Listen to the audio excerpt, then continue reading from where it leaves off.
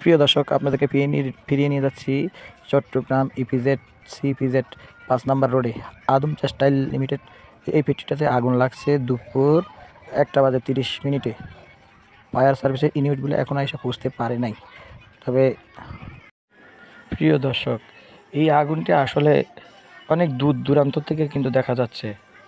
প্রিয় দর্শক, এই আগুনের সূত্রপাত হয়েছে উপরে 8তলা একটি ওয়্যার হাউস থেকে। তখন দুপুর 1:45 আগুনের তীব্রতা কিছু কম ছিল। ভিতরে শ্রমিক ছিল প্রায় 3000-এরও বেশি। কোনো হতাহতের ঘটনা ঘটে নাই, কিন্তু সবাই উপরে আগুন লাগাতে ধোঁয়া দেখে নিরাপদ স্থানে বেরিয়ে চলে আসে। সার্ভিসে 30টি ইউনিট আপ্রাণ চেষ্টা করছেন, এমন বাংলাদেশ সেনাবাহিনী, নৌবাহিনী, বিমান বাহিনীর সবাই চেষ্টা করতেছে, কিন্তু কোনোভাবে আগুন নিয়ন্ত্রণ করা যাচ্ছে না। ফ্যাক্টরিটার আসলে 4 দিকের থেকে 3 দিকে বন্ধ, কিন্তু একদিকের থেকে খোলা। একদিক থেকে কিন্তু পানি দেওয়া যাচ্ছে, কিন্তু 4 দিক থেকে দেওয়া যাচ্ছে না। এই জন্য আগুন ছড়িয়ে পড়তেছে সব জায়গায়।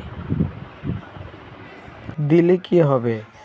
আস্তে আস্তে ধীরে ধীরে 7তলা এবং 6তলা পর্যন্ত আগুন জ্বলতেছে, এখন জ্বলে যাচ্ছে। আশেপাশের ফ্যাক্টরিগুলোতে প্রতিনিয়ত ফায়ার সার্ভিসের লোকজন পানি দিয়ে যাচ্ছে, যাতে ওগুলা নিরাপদে থাকতে পারে ফ্যাক্টরিগুলা। এখন লোকজন, রাস্তা ভর্তি পাবলিক। এখন জনগণকে নিরাপত্তা দেওয়ার জন্যে আশেপাশের রাস্তাগুলো আর্মি বিডিআর সবাই ঘিরে রাখে, এবং কি আর্মি বিডিআর সবাইকে বেগ পেতে হচ্ছে নিরাপত্তা দেওয়ার জন্যে। ফায়ার সার্ভিসের গাড়িগুলো এসে সিরিয়াল ধরে দাঁড়িয়ে রেখে 2টি গাড়ি, যেগুলো 8তলা ভবনের উপরে পর্যন্ত এগুলো পৌঁছতে পারে, কিন্তু এটি আসলে এই 2টি ইউনিট কিন্তু কোনোভাবে ভিতরে পানি দেওয়া সম্ভব হচ্ছে না আসলে।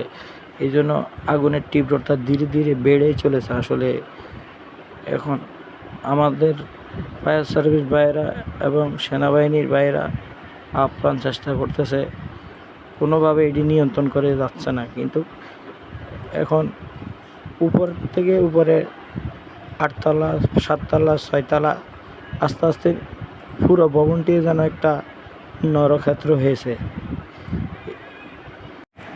কিছু গাড়ি আসতেছে পানি নিয়ে, আবার কিছু গাড়ি পানি শেষ করে চলে যাচ্ছে পানি আনার উদ্দেশ্যে। এইভাবে ফায়ার সার্ভিসের লোকেরা আপ্রাণ চেষ্টা ও শ্রম দিয়ে যাচ্ছে পানি আনার জন্য। প্রিয় দর্শক, আপনাদের উপকারে যদি একটু আসতে পারি, তাহলে আমাদের চ্যানেলটাকে একটু সাবস্ক্রাইব, একটু কমেন্ট করে যাবেন।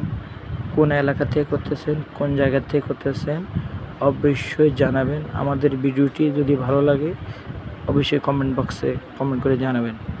কোন ডিস্ট্রিক্ট থেকে দেখতেছেন তাও জানাবেন।